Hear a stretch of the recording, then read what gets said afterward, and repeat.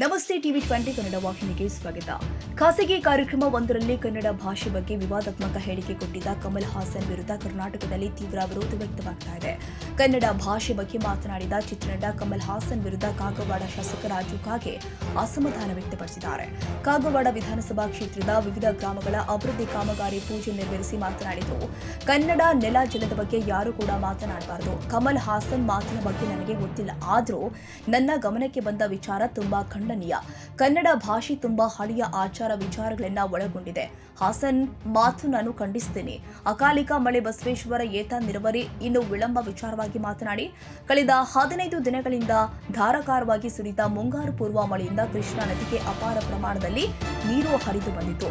ಈ ಹಿನ್ನೆಲೆ ಪಂಪ್ ಹೌಸ್ನಲ್ಲಿ ಇನ್ನೂ ಕೆಲವಿಷ್ಟು ಕಾಮಗಾರಿ ವಿಳಂಬವಾಗಿದೆ ಹಾಗೂ 11 ಕೆರೆ ತುಂಬುವ ಯೋಜನೆಗೂ ಮಳೆ ಅಡಚಣೆ ತಂದಿದ್ದು 2 ಕಾಮಗಾರಿ ಶೀಘ್ರವೇ ಮುಕ್ತಾಯಗೊಳ್ಳಲಿದೆ ಎಂದಿದ್ದಾರೆ. ನೀರಲ್ಲಿ ಮುಳುಗಿ 2 ಮಕ್ಕಳ ಸಾವು, 10 ಲಕ್ಷ ಪರಿಹಾರ. 4 ದಿನಗಳ ಹಿಂದೆ ದುರಂತ ಅಂತ್ಯಗೊಂಡ ನಾಗನೂರ ಪಿಎ ಮೂಲದ 2 ಮಕ್ಕಳ ಮನೆಗೆ ಕಾಗವಾಡ ಶಾಸಕ ರಾಜು ಕಾಗೆ ಭೇಟಿ ನೀಡಿ ಸಾಂತ್ವನ ಹೇಳಿದ್ದಾರೆ. ಸರ್ಕಾರದ ರಾಷ್ಟ್ರೀಯ ವಿಪತ್ತು ನಿರ್ವಹಣಾ ರಾಜ್ಯ ವಿಪತ್ತು ನಿರ್ವಹಣಾ ನಿಯೋಗದ ವತಿಯಿಂದ ನೊಂದ ಕುಟುಂಬಕ್ಕೆ 10 ಲಕ್ಷ ಪರಿಹಾರ ಚೆಕ್ ನೀಡಿದ ಶಾಸಕ ರಾಜು ಕಾಗೆ ಗ್ರಾಮಸ್ಥರ ವಿರುದ್ಧ ಕಿಡಿಕಾರಿದರು. ಗ್ರಾಮದಲ್ಲಿ ವ್ಯವಸ್ಥಿತವಾದ ರಸ್ತೆ ಅಭಿವೃದ್ಧಿ ವಿಚಾರವಾಗಿ ಗ್ರಾಮಸ್ಥರು ಸ್ಪಂದಿಸದೇ ಇದ್ದ ಕಾರಣದಿಂದಾಗಿ ರಸ್ತೆ ಮಾಡಲು ವಿಳಂಬವಾಗಿದೆ. ಈ ಹಿನ್ನೆಲೆ ಈ ಮಕ್ಕಳ ಸಾವಿಗೆ ಮೂಲ ಕಾರಣ ಗ್ರಾಮಸ್ಥರು ಎಂದು ಶಾಸಕ ರಾಜು ಕಾಗೆ ಗಂಭೀರ ಆರೋಪ ಮಾಡಿದ್ದಾರೆ. ನಾವೇನಿಂದನೂ ನಮ್ಮ ಕಂಡವ್ರು ಯಾವ್ದ್ರ ಸಲುವಾಗಿ ಹೋರಾಟ ಮಾಡೋದಾರು ನನಗೆ ಗೊತ್ತಿಲ್ಲ, ಮಾಹಿತಿ ಇಲ್ಲ, ಏನು ಹೇಳೋದು ತಪ್ಪಿಸ್ತೈತಿ. ಅದು ಒಂದೆಳೆ ಅಂದಿದ್ದದ, ಅದು ಖಂಡನೀಯ. ಯಾಕೆಂದರೆ ಕರ್ನಾಟಕದಲ್ಲಿ ಕನ್ನಡಿಗೆ ಹುಟ್ಟಿದ್ದು ಇದು ತಮಿಳದಲ್ಲ ತಿಳಿದರು. ಅದು ವಿಷಯ ನನಗೆ ಗೊತ್ತಿಲ್ಲ, ನಾನು ಏನು ಹೇಳಕ್ಕೆ ಬಯಸೋದಿಲ್ಲ. ಇವತ್ತು ಒಂದು 10-12 ಜಾಗದಲ್ಲಿ ಸರ್ಕಾರದಿಂದ ವಿಷಯದ ಸಮುದಾಯ ಭವನಗಳ ಉದ್ಘಾಟನೆಗೆ ನಾನು ಬಂದಿದ್ದೀನಿ.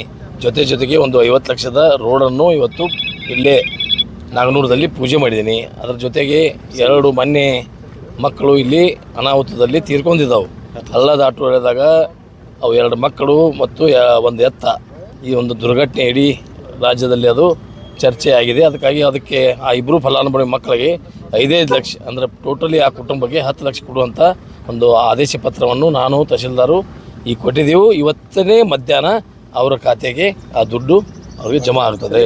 ತಹಶೀಲ್ದಾರ್ ಸಾಹೇಬರು, ನಾನು, ಪೊಲೀಸ್ ಡಿಪಾರ್ಟ್ಮೆಂಟ 10 ಸಲ ಬಂದ್ರೂ ಜನರ ಕೇಳ್ತಾ ಇಲ್ಲ. ಜನರಿಗೆ ಅದು ಅವೇರ್ನೆಸ್ ಆಗ್ತಾ ಇಲ್ಲ. ನಾವು ಎಷ್ಟು ಕನ್ವಿನ್ಸ್ ಮಾಡಿ ಹೇಳಿದ್ರು ಕೇಳ್ತಾ ಇಲ್ಲ. ಈ ಘಟನೆ ಆಗಲಿಕ್ಕೆ ಈ ಊರಿನ ಜನರೇ ಕಾರಣ. ಏನು ಹೇಳ್ರಿ ನೀವು ಸ್ಪಷ್ಟ. ಆ ರಸ್ತೆ ಆದೈತಂದ್ರೆ ಈ ದುರ್ಘಟನೆ ಆಗ್ತಾ ಇರಲಿಲ್ಲ. ಅದಕ್ಕಾಗಿ ಇವತ್ತು ಮತ್ತು ನಾವು ನಾಳೆ 4ನೇ ತಾರೀಕು 5ನೇ ತಾರೀಕು ತಹಶೀಲ್ದಾರ್ 10 ತಾರೀಕು ತಹಶೀಲ್ದಾರ್ ಬಂದು ಏನೋ ಒಂದು ಸರಿಪಡಿಸ್ತೀನಿ ಅಂತಾರೆ. ದೇವರೇ ಬಲ್ಲ ಬರ್ತಾವೆ ಅಂತೇಳಿ ಎಕ್ಸೆಪ್ಟ್ ಮಾಡಿರ್ಕಿಲ್ಲ, ಮಾಡಿರ್ಕಿಲ್ಲ. ಮೇದಲ್ಲಿ ಮಳೆಯಾಗಿ ನನಗೆ ಅನಿಸೈತಿ 30-40 ವರ್ಷದಲ್ಲಿ ಇದು ಪ್ರಥಮ ಇರಬೇಕು ಮಳೆಯಾಗಿದೆ.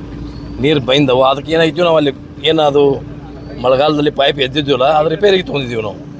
ಆ ರಿಪೇರಿ ಇರ್ತಿರ್ಲಿ ಈಗ ನೀರು ಬಿಡ್ತಿದ್ದೀವಿ.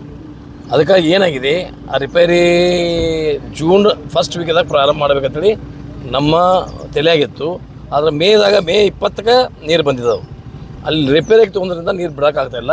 ಇನ್ನು 8 ದಿವಸ ರಿಪೇರಿ ಮಾಡಿ 8 ದಿವಸದಲ್ಲಿ 2 ಮಾಡಿಕೊಡ್ತಾ ಇದ್ದೀವಿ. ಅದನ್ನು ನೋಡಿ ಎಕ್ಸೈಸ್ ಅವರಿಗೆ ಮತ್ತು ಪೊಲೀಸ್ ಡಿಪಾರ್ಟ್ಮೆಂಟ್ಗೆ ಆಡಳಿತ ತಾಲೂಕಾ ಮತ್ತು ಜಿಲ್ಲಾ ಆಡಳಿತದವರಿಗೆ ವಾರ್ನಿಂಗ್ ಮಾಡಿದ್ವಿ. ಅದನ್ನು ಬಂದ್ ಮಾಡಿ ಅಂತ ಹೇಳಿದ್ವಿ. ಕನ್ನಡಿಗರ ಮೆಚ್ಚಿನ ನಿಮ್ಮ ಟಿವಿ 20 ಕನ್ನಡ ವಾಹಿನಿ ಇದೀಗ ಟಿವಿಯಲ್ಲಿ ಲಭ್ಯ. ಕರ್ನಾಟಕ ಮತ್ತು ದೇಶ ವಿದೇಶದ 360 ಡಿಗ್ರಿ ಸುದ್ದಿ ವಿವರವನ್ನ ಪಡೆಯುವುದಕ್ಕೆ ಟಿವಿ 20 ವಾಹಿನಿಯನ್ನು ಲೈಕ್ ಮಾಡಿ, ವಿಡಿಯೋಗಳನ್ನು ಶೇರ್ ಮಾಡಿ, ಕಮೆಂಟ್ ಮಾಡಿ, ಸಬ್ಸ್ಕ್ರೈಬ್ ಮಾಡಿ. HCN ಕೇಬಲ್ 842 ನಂಬರ್ನಲ್ಲಿ ಹುಕ್ಕೇರಿ ತಾಲೂಕು ಹಾಗೂ ಸಂಕೇಶ್ವರದ ಸುತ್ತಮುತ್ತಲಿನ ಹಳ್ಳಿಗಳಲ್ಲಿ ಲಭ್ಯ. PCN ಕೇಬಲ್ 129 ನಂಬರ್ನಲ್ಲಿ ಹಾರುಗೆರೆ ಸುತ್ತಮುತ್ತಲಿನ ಹಳ್ಳಿಗಳಲ್ಲಿ ಲಭ್ಯ. ರಾಯಬಾಗ್ ಡಿಜಿಟಲ್ ಚಾನೆಲ್ ಕೇಬಲ್ 80ನೇ ನಂಬರ್ನಲ್ಲಿ ರಾಯಬಾಗ ತಾಲೂಕಿನ ಸುತ್ತಮುತ್ತಲಿನ ಹಳ್ಳಿಗಳಲ್ಲಿ ಲಭ್ಯ. UDCN ಕೇಬಲ್ ನೆಟ್ವರ್ಕ್ ಉಗಾರ ಸುತ್ತಮುತ್ತಲಿನ ಹಳ್ಳಿಗಳಲ್ಲಿ ನಿಮ್ಮ ಟಿವಿ 20 ಕನ್ನಡ ವಾಹಿನಿಯೂ ಲಭ್ಯ.